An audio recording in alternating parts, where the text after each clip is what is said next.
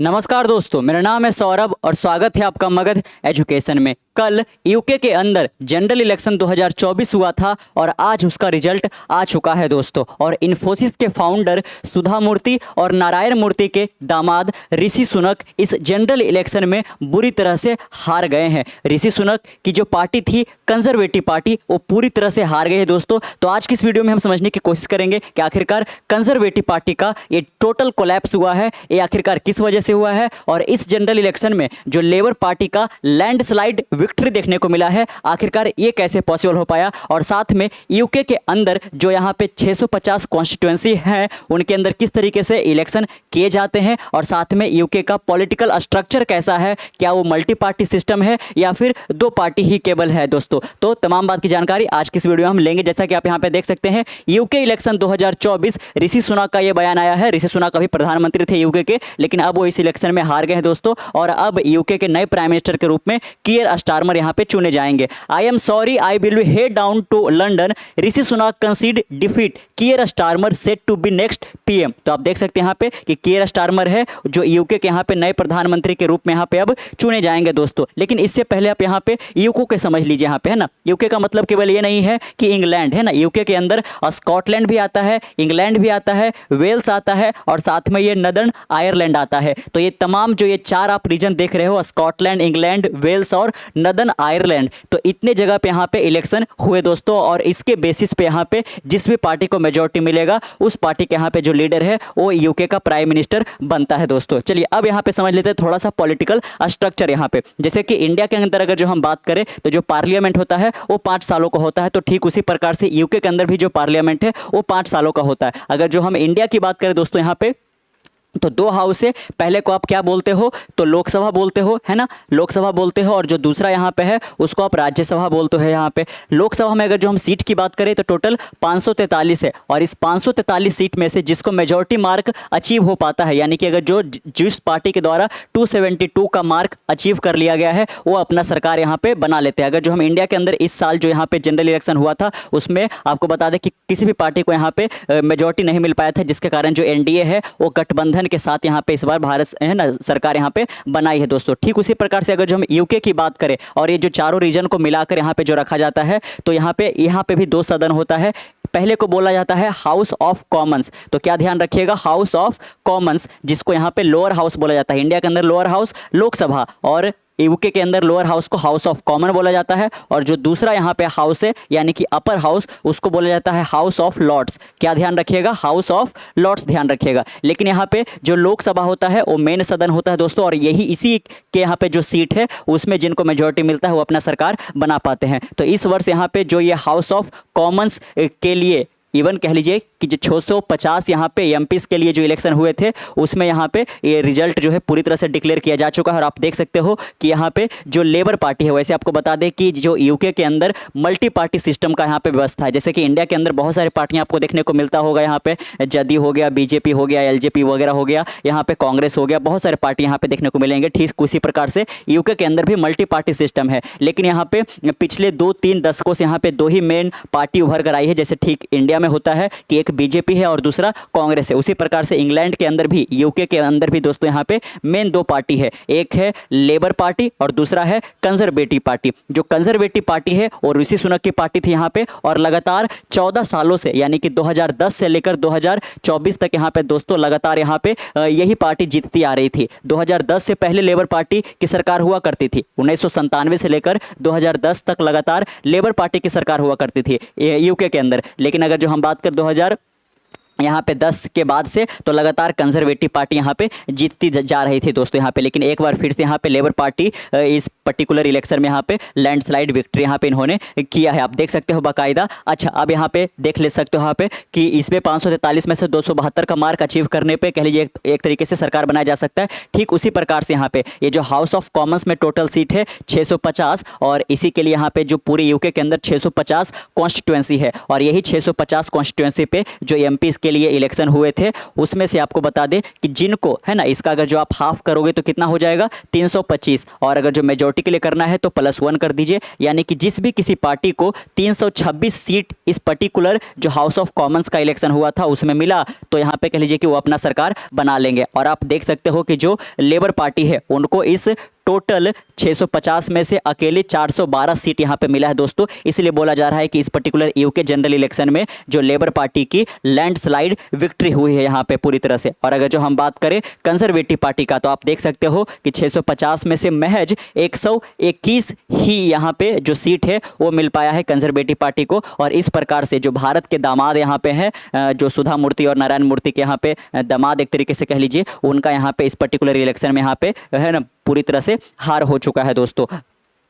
अगर जो हम बात करें लेबर पार्टी के किस लीडर को यहाँ पे सरकार यहाँ बनाने के लिए या फिर जो पीएम बन के आएंगे, वो कियर स्टारमर आपको ध्यान में रखना है। अब यहाँ पे थोड़ा सा बात कर लेते हैं आइडियोलॉजी का। अगर जो आप यूरोप के अंदर कुछ मौजूदा यहाँ पे इलेक्शन का रिजल्ट देखो, तो वहाँ पे जो भी सरकार बना रही है उनका जो रुझान है दोस्तों वो फार राइट विंग या फिर राइट विंग की सरकार है। अगर जो राइट विंग की बात करें तो ये लोग यहाँ पे फ्री मार्केट इकोनॉमी में बिलीव करते हैं, यहाँ पे है ना कैपिटलिज्म में बिलीव करते हैं। वही अगर जो हम लेफ्ट विंग पार्टी की बात करें तो ये जो पार्टी का रुझान रहता है वो सोशलिस्ट और यहाँ पे एक तरीके से कह लीजिए कि कम्युनिज्म में विश्वास रहता है। तो यूरोप के अंदर जहाँ पे देखने को मिल रहा था, चाहे आप नीदरलैंड का एग्जांपल ले लीजिए या फिर जो हाल ही में यूरोपियन यूनियन का इलेक्शन हुआ था उसमें ले लीजिए, या फिर जो इटली की जॉर्जिया मेलोनी वगैरह यहाँ पे है, ये तमाम जो यहाँ पे सरकार है अभी यूरोप के अंदर पर्टिकुलरली वहाँ पे राइट विंग की सरकार यहाँ पे है दोस्तों। लेकिन इसी के उलट देखने को अब मिला है कहाँ पे, यूके के अंदर, क्योंकि यूके के अंदर ये जो पार्टी है लेबर पार्टी, इनका रुझान लेफ्ट की ओर है यहाँ पे। तो लेफ्ट विंग पार्टी यहाँ पे सरकार बनाने जा रही है यूके के अंदर। तो आइडियोलॉजी का आप यहाँ पे डिफरेंस देख सकते हो, यूके किस प्रकार से यहाँ पे यूरोप से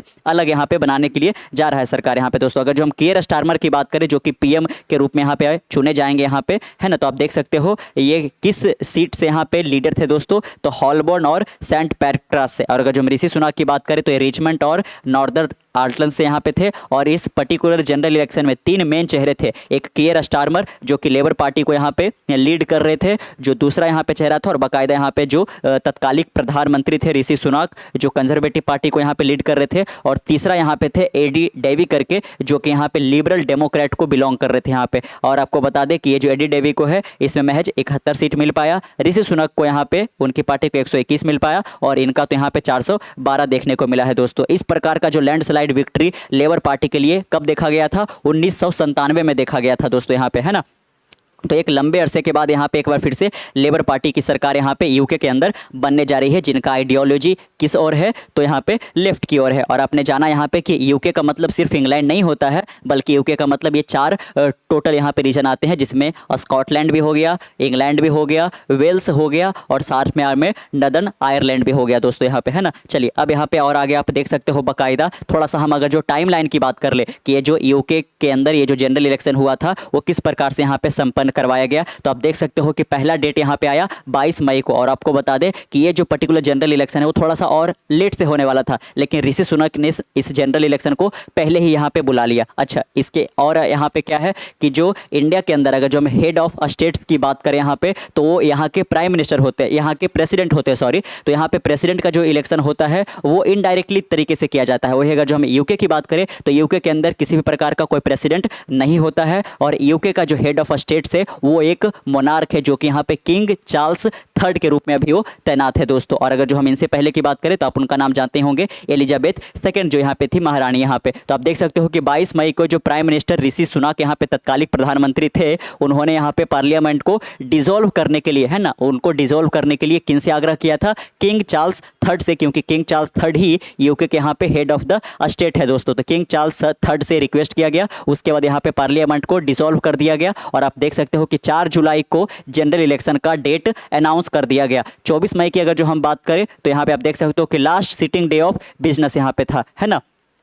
तो last sitting day of business किस दिन था, तो 24 तारीख को था। यहाँ पे प्री इलेक्शन पीरियड जो है वो 25 तारीख को स्टार्ट हो गया था। पार्लियामेंट को डिसॉल्व कर दिया गया फाइनली 30 मई को, लेकिन रिक्वेस्ट भेजा गया था किंग चार्ल्स III को कब, 22 मई को ही भेजा गया था ऋषि सुनाक के द्वारा यहाँ पे। और जो कैंडिडेट इसमें यहाँ पे चुने जाने थे या फिर जिनको खड़ा होना था, उनका जो नॉमिनेशन था वो 7 जून को यहाँ पे हो गया। और साथ में यहाँ पे जो वोट रजिस्टर करने का डेडलाइन था दोस्तों वो 13 जून को था। किस पर्टिकुलर रीजन में, तो नदर्न आयरलैंड के अंदर यहाँ पे, है ना, क्योंकि आपको ध्यान देना पड़ेगा यूके के अंदर ये टोटल 4 4 रीजन यहाँ पे आते हैं। अगर जो हम 18 जून की बात करें तो ये डेडलाइन था कहाँ पे, ग्रेट ब्रिटेन के अंदर, और जो 19 जून को हम बात करें तो ये पोस्टल वोट का यहाँ पे डेडलाइन था यहाँ पे दोस्तों, है ना। उसके साथ आप देख सकते हो कि 4 जुलाई को यहाँ पे पोलिंग डे रखा गया, यानी कि इलेक्शन डे रखा गया 7 AM से लेकर 10 PM तक। और फाइनली आज का दिन यहाँ पे यानी कि 5 जुलाई को इस पर्टिकुलर इलेक्शन का जो रिजल्ट है वो अनाउंस कर दिया गया सारे कॉन्स्टिट्यूएंसी के अंदर, जिसमें देखा गया कि 650 सीट पे से 412 सीट अकेले लेबर पार्टी को यहाँ पे मिला है और उनका इस प्रकार से लैंडस्लाइड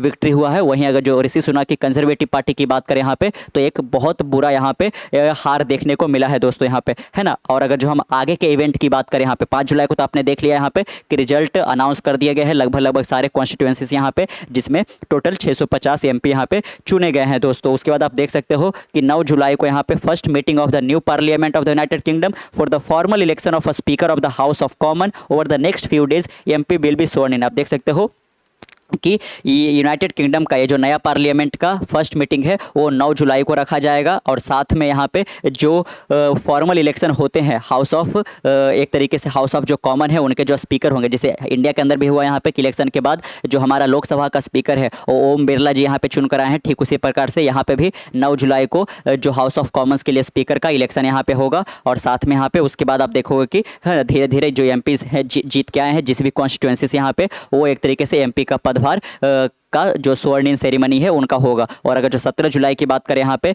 तो किंग चार्ल्स III जो है उनका यहाँ पे वेलकम स्पीच किया जाएगा कि नया सरकार जो यहाँ पे बनाने जा रहे हैं, और साथ में पार्लियामेंट का जो स्टेट ओपनिंग वो होगा दोस्तों यहाँ पे। चलिए अब यहाँ पे आप देख सकते हो यहाँ पे कि पर्टिकुलर किस किस रीजन में यहाँ पे किस किस पार्टी को कितना कितना वोट अगर जो शेयर मिला है। तो अगर जो हम ईस्ट ऑफ इंग्लैंड रीजन की बात करें तो टोटल यहाँ पे 61 सीट पे चुनाव हुए थे, जिसमें से 27 सीट किसको मिला है, लेबर पार्टी को। वहीं कंजर्वेटिव की पार्टी की बात करें तो 23 सीट, लीव डेम की बात करें यहाँ पे लिबरल डेमोक्रेटिक की बात की जा रही है उसमें से 7 सीट, रिफॉर्म यूके की पार्टी थी उनको 2 सीट मिला है, जो यहाँ पे ग्रीन पार्टी उनको 1 मिला है और किसी को नहीं मिला है। लेकिन हम यहाँ पे मुख्य रूप से 2 पार्टी पे ज़्यादा हाईलाइट करेंगे, एक कंजर्वेटिव पार्टी और एक लेबर पार्टी, क्योंकि मुख्य रूप से यही 2 मेन पार्टियां यहाँ पे यूके के अंदर है दोस्तों। अगर जो आप ईस्ट मिडलैंड की बात करो तो 47 सीट में से 29 सीट आप देख सकते हो लेबर पार्टी को मिला, 15 सीट कंजर्वेटिव को मिला। लंदन की बात की जाए तो टोटल 75 सीट पे इलेक्शन हुए थे यहाँ पे, 75 कॉन्स्टिट्यूएंसी में यहाँ पे, उसमें से 59 सीट पर अकेले लेबर पार्टी जीती है और महज 9 सीट ही मिल पाया है कंजर्वेटिव पार्टी को। नॉर्थ ईस्ट की बात की जाए तो 27 में से 26 आप देख सकते हो कि लेबर पार्टी को मिला है और 1 कंजर्वेटिव को मिला है। नॉर्थ वेस्ट की बात करें तो 73 में से 65 लेबर पार्टी को, 3 मिला है कंजर्वेटिव पार्टी को। साउथ ईस्ट की बात करें तो 91 में से 36 मिला है लेबर पार्टी को, वहीं 30 मिला है कंजर्वेटिव पार्टी को। साउथ वेस्ट की बात की जाए तो 58 में से 24 मिला है लेबर पार्टी को और 11 मिला है कंजर्वेटिव को। वेस्ट मिडलैंड की बात की जाए तो 57 में से 38 मिला है लेबर पार्टी को और 15 मिला है कंजर्वेटिव पार्टी को। यॉर्कशायर और द हम्बर की बात की जाए तो 54 में से 43 मिला है लेबर पार्टी को और महज 9 सीट मिल पाया है कंजर्वेटिव पार्टी को। स्कॉटलैंड के अंदर बात करो तो 57 में से 37 सीट मिला है लेबर पार्टी को और महज 5 सीट मिल पाया है कंजर्वेटिव पार्टी को। वहीं अगर जो वेल्स की बात की जाए यहाँ पे तो 32 में से 27 मिला है लेबर पार्टी को और 0 सीट मिला है कंजर्वेटिव पार्टी को। वेल में तो पूरी तरह से यहाँ पे सफाया कर दिया गया कंजर्वेटिव पार्टी का। और नदर्न आयरलैंड की बात करें तो 18 सीट पे इलेक्शन हुआ था, जिसमें से आप देख सकते हो कि जो इंडिपेंडेंट कैंडिडेट है वो सारे के सारे सीट लेके गए, ना तो एक भी सीट लेबर पार्टी को मिल पाया और ना तो एक भी सीट यहाँ पे कंजर्वेटिव पार्टी को मिल पाया। और अगर जो हम 650 टोटल सीट की बात करें तो इसमें से आप देख सकते हो 411 सीट किनको मिल पाया है दोस्तों, और 411 412 इस तरीके से हो रहा है ना। तो ये मिल पाया है लेबर पार्टी को और 121 सीट ही महज मिल पाया है कंजर्वेटिव पार्टी को। और आप बाकायदा यहाँ पे देख सकते हो कि चारों रीजन में, चाहे वेल्स हो गया, स्कॉटलैंड हो गया, आयरलैंड हो गया या फिर यूके के अंदर हो गया, तो ये जो आपको लाल कलर दिखाई दे रहा है ये लेबर पार्टी को इंडिकेट कर रहा है। और आप देख सकते हो कि इस पूरे रीजन में यहाँ पे केवल रेड ही रेड यहाँ पे आपको दिखाया जा रहा होगा। तो आप देख सकते हो कि जो लेबर पार्टी का है वो एक तरीके से यहाँ पे लैंडस्लाइड विक्ट्री हुआ है दोस्तों यहाँ पे। चलिए अब यहाँ पे हम जान लेते हैं थोड़ा सा कि कंजर्वेटिव पार्टी जो कि यहाँ पे पिछले 14 सालों से यूके के अंदर सरकार बनाते जा रही थी, आखिरकार उनका इस इलेक्शन में टोटल कोलैप्स क्यों देखने को मिला है दोस्तों। तो आपको बता दें कि यूके के अंदर जो कॉस्ट ऑफ लिविंग है वो काफ़ी ज़्यादा बढ़ गया और वहाँ पे जो लोग हैं इससे जूझ रहे हैं यहाँ पे, है ना। वो कह लीजिए कि अपने बेसिक जरूरत को भी पूरा सही से नहीं कर पा रहे। और साथ में जो यूके के अंदर इमिग्रेशन का प्रॉब्लम है वो लगातार यहाँ पे पिछले कुछ दिनों से बढ़ता ही जा रहा है।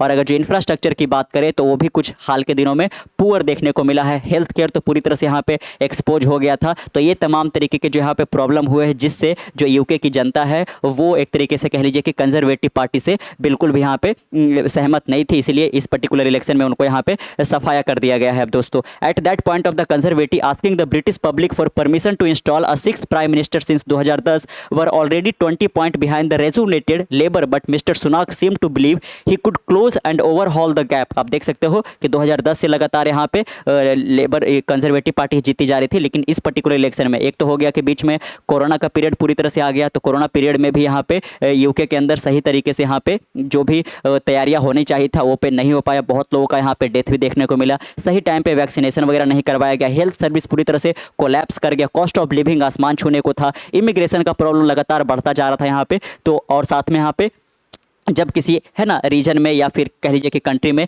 इतना लंबे सालों तक यहाँ पे एक ही पार्टी की सरकार बनते जाती है, तो यहाँ पे जो वोटर्स है उनमें एक फटीग भी देखने को मिलता है दोस्तों, है ना। वो चाहते हैं कि और किसी प्रकार का बदलाव हो, लेकिन ये कोई ज़रूरी नहीं है। अगर जो कंजर्वेटिव पार्टी सही दिशा में काम कर रही होती तो इस इलेक्शन में भी वो जरूर जीत जाते और लगातार 5th टर्म यहाँ पे 2010 से इनकी सरकार बनती, लेकिन ऐसा देखने को यहाँ पे नहीं मिला है। वहीं अगर जो हम बात करें कि लेबर पार्टी क्यों इस पर्टिकुलर इलेक्शन में कंजर्वेटिव पार्टी को बीट कर पाई है, तो इसका भी सीधा सा मतलब वही निकल कर आएगा, क्योंकि कंजर्वेटिव पार्टी में क्या तमाम तरीके के जो प्रॉब्लम थे यहाँ पे। तो आप देख सकते हो कि जो है ना नेशनल हेल्थ सर्वे जो एक तरीके से हुआ था, नेशनल हेल्थ सर्विस जो है पूरी तरह से यहाँ पे कोलैप्स देखने को मिला था, स्टेट इकोनॉमी भी पूरी तरह से यहाँ पे खराब सा माहौल यहाँ पे हो रखा था, प्राइस राइज लगातार बढ़ते जा रहे थे यहाँ पे, और साथ में कई सारे और रीजन यहाँ पे कलेक्टिवली यहाँ पे कारण बन पाए, जिसके कारण यहाँ पे जो कंजर्वेटिव पार्टी है वो हार गई और लेबर पार्टी यहाँ पे जीत पाई है दोस्तों। तो आपने देखा कि यहाँ पे इकोनॉमी का प्रॉब्लम, इमिग्रेशन के अंदर प्राइस राइज का देखने को मिला, हाउसिंग और स्कूल के अंदर भी यहाँ पे